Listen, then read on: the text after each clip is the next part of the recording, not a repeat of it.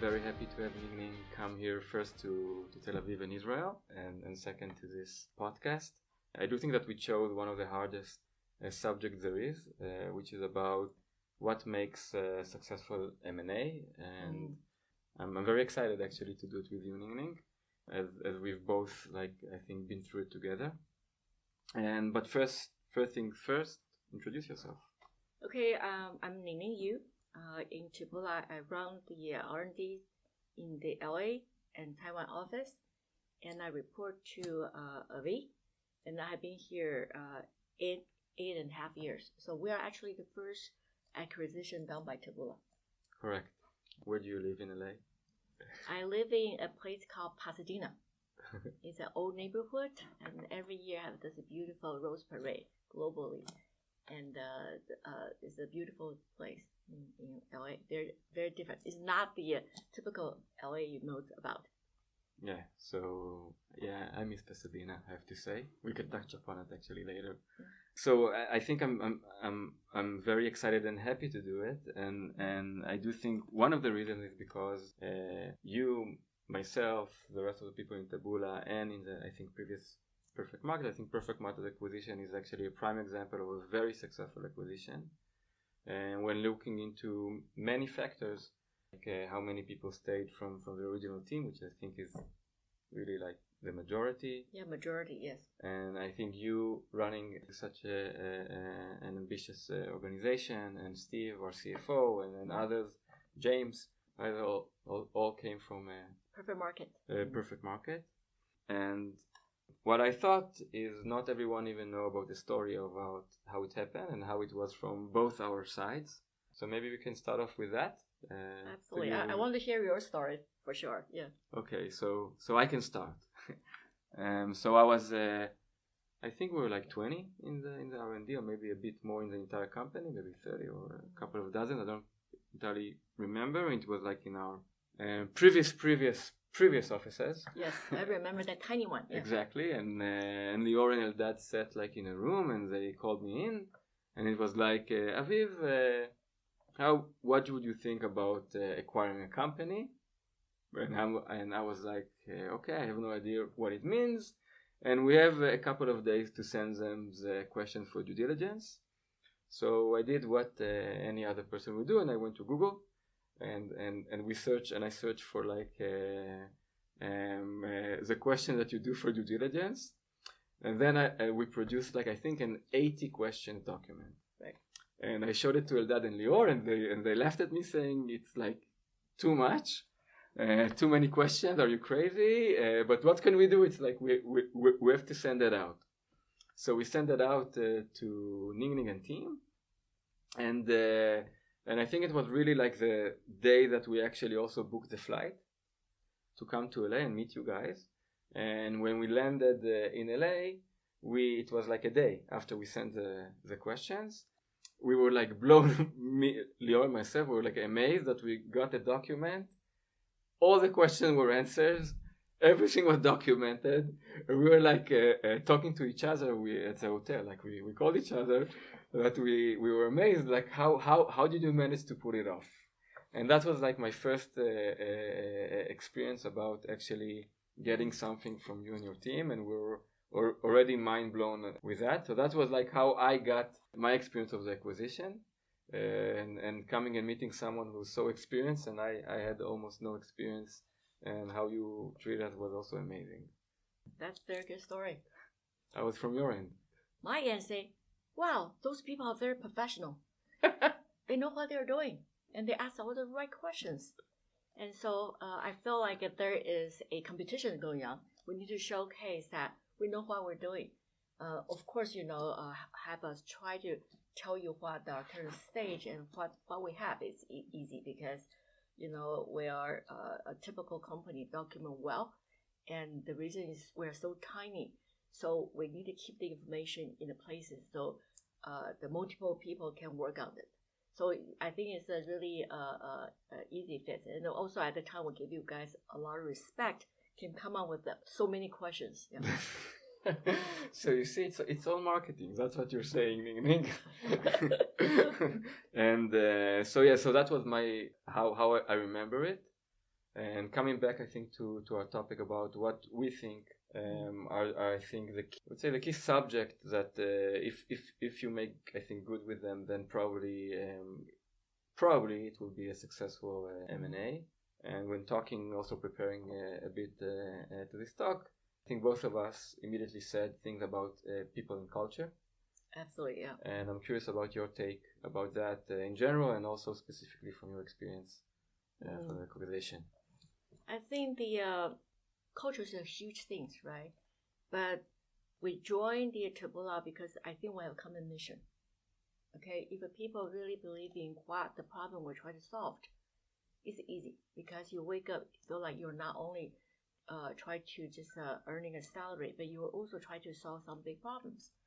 And I think both Taboola and the Perfect Market at the time, we have a lot of family background from publisher side. Right.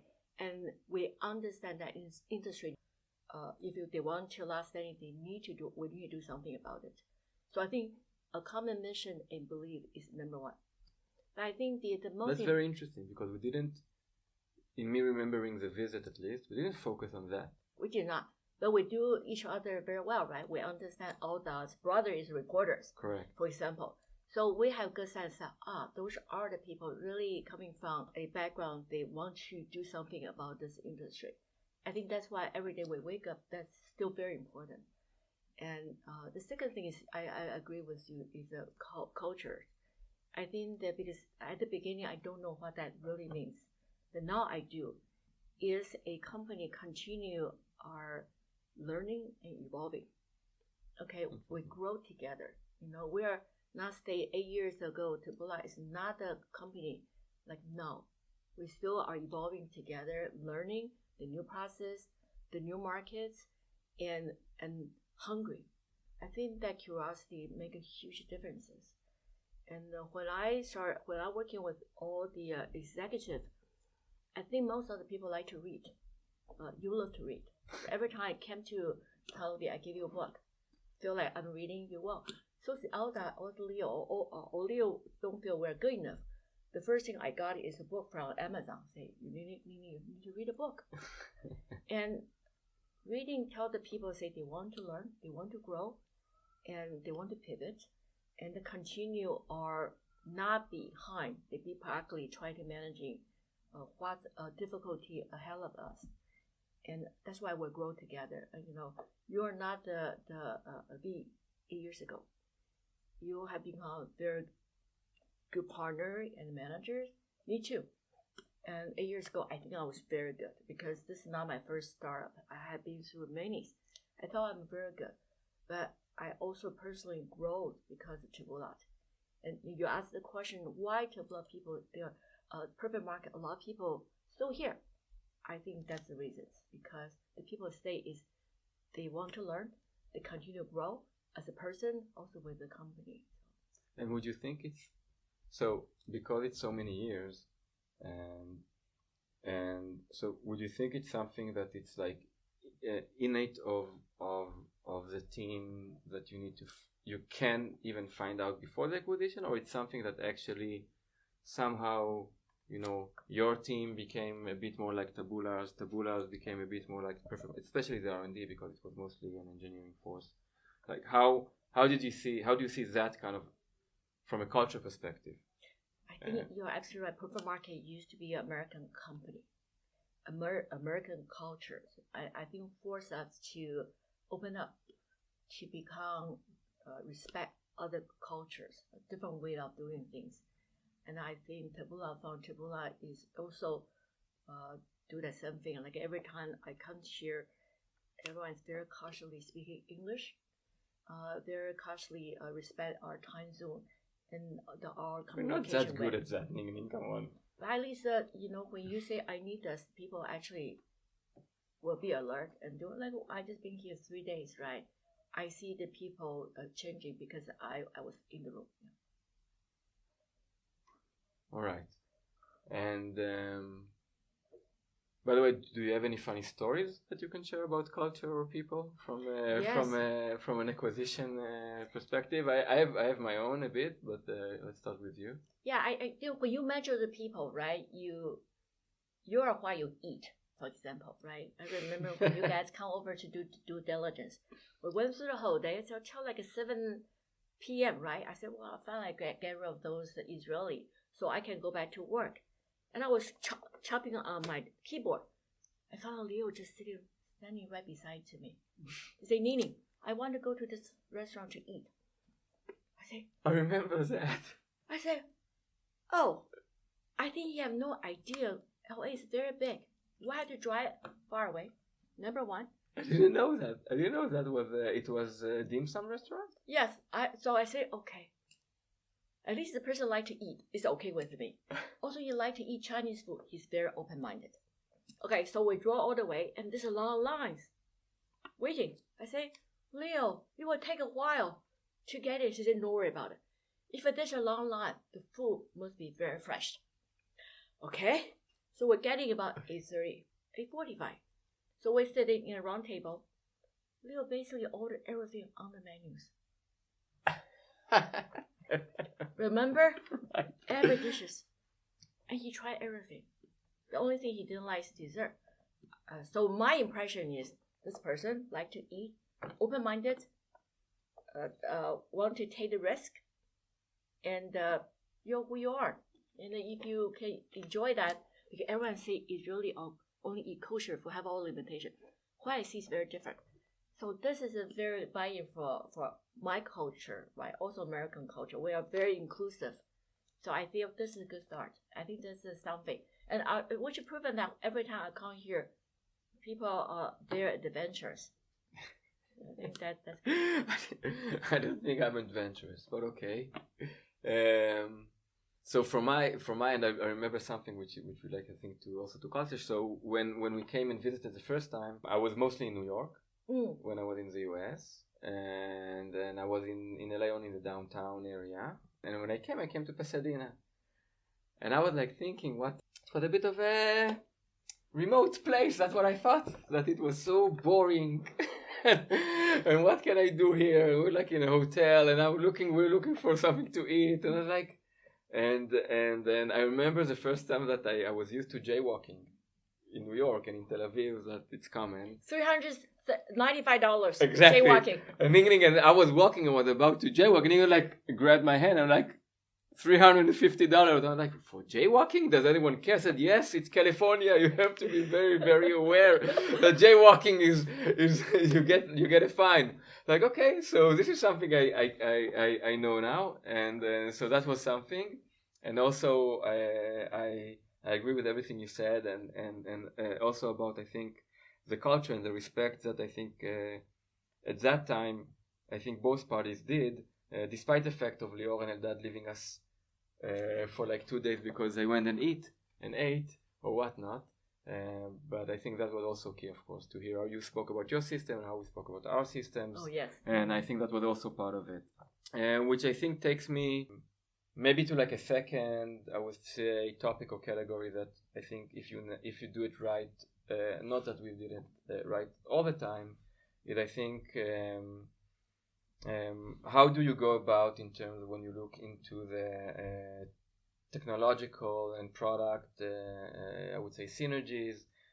I have to say that, for example, I remember you had like many products when we had the acquisition, and eventually we decided together that it makes sense to pivot. And I don't know if you know that, actually, I never told you that. I remember the time where I was when I called you to tell you that, and how scared I was about telling you, hey, we need to do something else, not the product that you used to do. And you were like, oh yeah, of course, I've been waiting for it. Well, let's do something else. So this is also something that I think was very, very, very, very, I think, unique. When looking into an acquisition, usually you fight for continuing what you're doing, and you actually didn't have that. So that, I think, was also a key for that being successful. What do you think about this topic? Yeah, I think wherever company at a different stage, they do the best they can do, serving their set of customers with a set of products. But with combination with Taboola, I think that's why I talk about learning and growing. Understand that product may not fit into the overall picture when we combine with the resource, the vision, and the customer base. So for me, that's very understandable to do that. Even it's really hard. because product we built ourselves. We owned it. We deal with the customers. We understand at the moment the achievement, right? But I think what I learned is during the acquisition, you had to let go. You had to really learn the big pictures and put your resource to the most important that people, because when you want to do M&A, you had to become part of too. If you stick with your own, your growth will be limited. But when you put all your resource and think about a bigger product visions, and we can leverage. I think that's why I think M&A come with, for at least from Perfect Market, we can leverage everything Taboola has, the data, resources, client, and the people know how to sell and build a bigger vision and product. So I think that's for us. It's very hard to explain to the people. So how did you do that? I have you talk. I think that helped. I think you talk about our visions, and having the Leo waving his hands. That's scary, but that helped. But ultimately is that you had to come up with the common goal and do a pro and con analysis. So if you keep this one, you waste our resource, how much you're going to get, and if you go into a different direction, what would be the potential? So I think ultimately that's why I say we have the people who want to grow.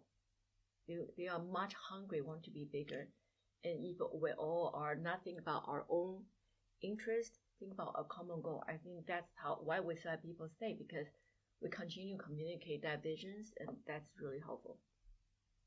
One of the things that I think you've mentioned to me in the past is about being open, that people need to be open. It's more about the culture, but I'm wondering also from a product synergy, technological synergy perspective, how do you find that? Because from a very closed, this is how we work, or be more open-minded. For example, looking at Google, so some acquisitions, they move them out of everything, put them on the Google stack. I think it was too early for Taboola to do it back then anyhow, but now when we have a bigger platform and more infrastructure, or for example when Google acquired Waze, they kept them even on Amazon Cloud.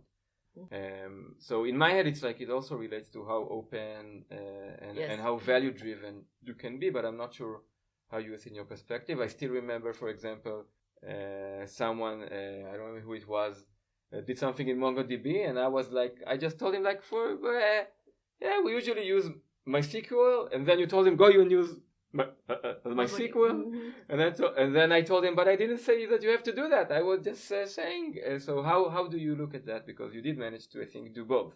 Right. Push your own, I think, stack in some places, and otherwise go through the. Right. I would say, I think it's a journey, okay? Because especially in the US, we are very advanced. But we also try something is the most open source. What other people are working on, we can leverage, and also because we have a lot of resource. But Taboola very quickly centralized the infrastructure philosophy, so it's hard. I cannot tell you easy. There's a lot of discussion, say we are better, and there are conversations always come to fail. Okay. Even at this moment, but the bottom line is we have to think about if we're consistent in we're not leverage everything already available for us. It's not a very smart decision. Okay, it's what is better. It's not what is better. It's not what is better, and most important, which one we can be benefit for an entire company. And I think that's all. We will all go down to that discussion. And when we made the call, when we decide to switch, we had to figure out how to make the best out of it, how to optimize it, how to have leverage all the DevOps and all the tools, because that's the only way we can grow fast. Speed is the things I'm concerned, right? If I keep my own stack, my own technology, my own tool, actually I got bogged down, because I have limited resource to focus on the things have nothing to do with the company bottom line. But there is a struggle. I think even at this moment, we're not perfect. We're still having pieces. But we all go through realization, and it was so happy that our team finally have had pieces being used by everyone else. We have the common languages. We can have other people fixing the problem that we can benefit from. This is no perfect solution. But the idea is the more conform and take advantage of it, I see a lot of benefits. And we're not perfect yet, but I think we still argue, but I think this is a natural process. I agree.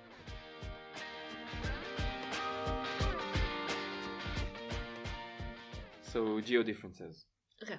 It's not always the case, but I think in this acquisition, and also I think in most acquisitions, especially for an Israeli-based, originally based company, it will be in a different geographic location. So I think here we actually went to the extreme, right? And the first acquisition was with the time zone differences of 10 hours. Mm-hmm. And I do think we also have some key learnings that maybe you can share. And still we have, I think, a lot of difficulties due to the geographic location and time zone. Mm-hmm. You also having to run, I think, teams that work in 3 time zones, which is even more complex. So I'll be happy to hear about your thoughts about that and geolocation challenges in general.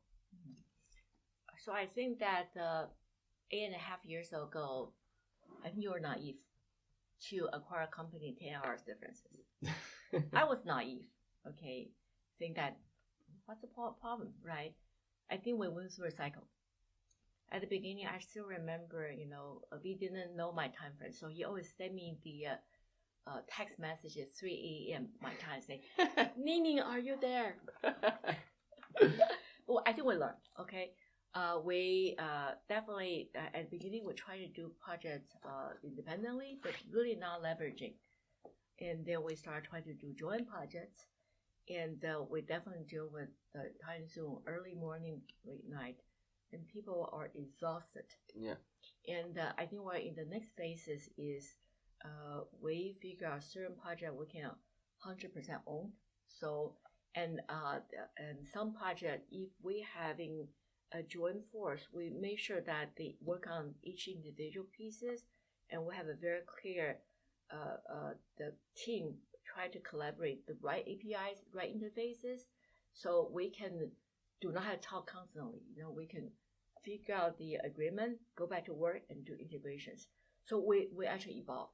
10-hour differences, in some cases really good. In my cases, when I was here, I said, "Oh, so happy! I don't have to see all the people all the time." And but we still need to really work on the hours that we all can align. And I think I get it at a certain point you feel like it's okay in that sense, because even if we spend all the times in the office 8 hours, we are not really taking advantage of our time.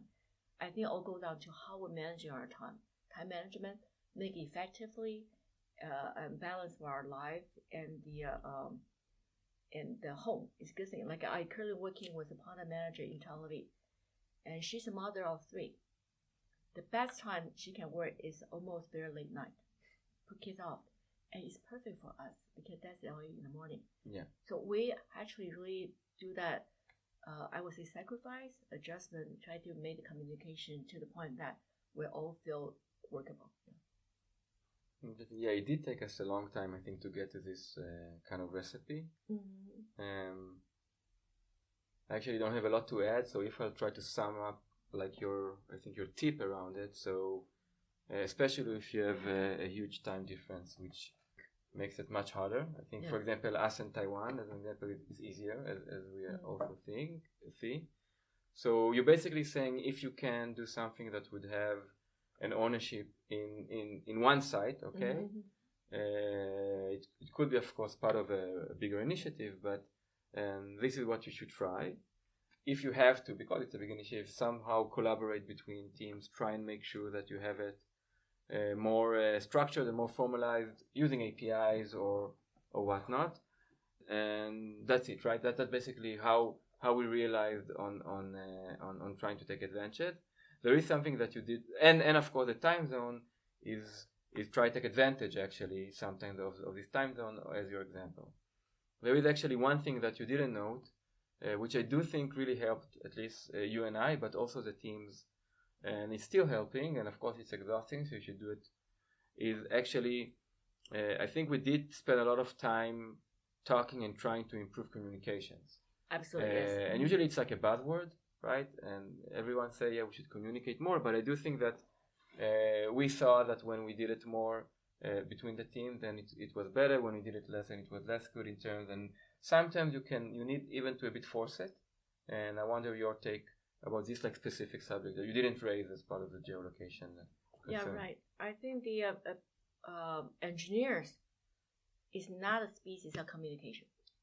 They don't like to communicate, right? Made an assumption you should know, right? That happens all the time. And but I think why I learned that is for so many years, right? Who have come to Tel Aviv visit, or the people had to come to LA, they build a very personal rapport. I think the issue is communication is the trust. Trust and respect. Because we have trust rate pad, communication be shorter and be less assumptions and have a more space for each people to leverage. Okay, so I think that's really the key. Like you and I, we really you don't call me 3 a.m. in the morning anymore, right? Because we know how to find each other.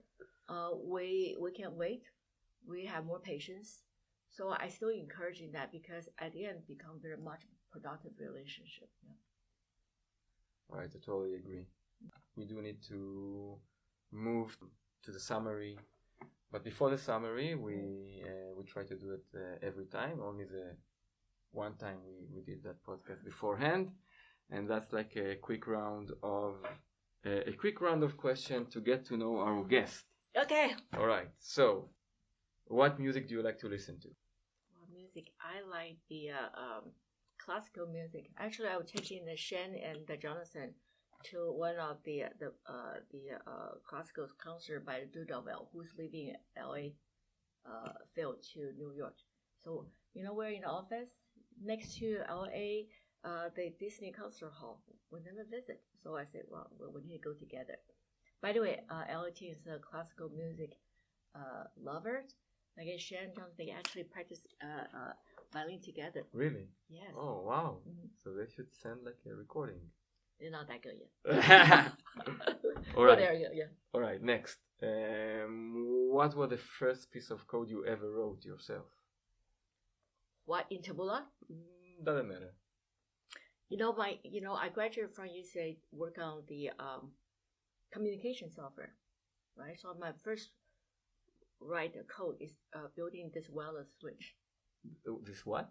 Wireless switch. Wireless switch. Yes. Oh, I didn't know that. I that's why I built all my confidence building a very complex state machine. Your favorite Taboola swag? Actually my favorite one is the one you want to kill me for. The hackathon shirt. We built one for LA, and now it's universal for every location having the logo and Correct. the location. Correct. Finally, we're global. Exactly. Where do you go to lunch when you're at the office? Do you go outside? Do you order in? Do you bring from home? Do you even eat lunch? Ning Ning? Yeah, at the beginning I don't, but I do have very good colleagues realize that I'm not very good taking care of myself. So they're using their 10biz account. They will specifically order food for me. Today I have a top bar zif and order the tofu curry for me. That's great. And in LA? Oh, that's bad. You avoided the question. In LA? In LA, there's a lot of food in the refrigerator. That's okay. We need to take care of you there as well. So thank you. We take care of that. So which takes us, I think, to the clothing. And I actually want you to do the closing and hear what you think about how you sum up this topic, this episode. I think the join Taboola not only because I believe in what we're doing, is that I do believe I'm working with very smart people. Okay, I can learn, and also I have a lot of curiosity about this country. Okay, and that every time I met a colleague, they always have a story to tell me. Okay, and that really enlightened me, and to understand working with a group of people, there's a reason they work so hard. and whatever the history of the countries, or because they really believe in what they're doing. And every time I came here, this is my 5th trip to Tel Aviv, right? And when I got here, I also feel very energized. When I go back to LA, I will tell my team and what I met, who I talked to, and share that experience. And I think that gave me so much energy that I just really enjoy. Wow. Mm-hmm. So, okay, Ning Ning, I want to thank you, and for, I know you don't have a lot of time in Israel, for even taking this time to talk together. Mm-hmm. I do think that we touched upon like the key things around M&As, and I hope it will benefit others as well. And, definitely, I only have 2 words: is trust and respect. I think that goes a long way. I agree. Thank you.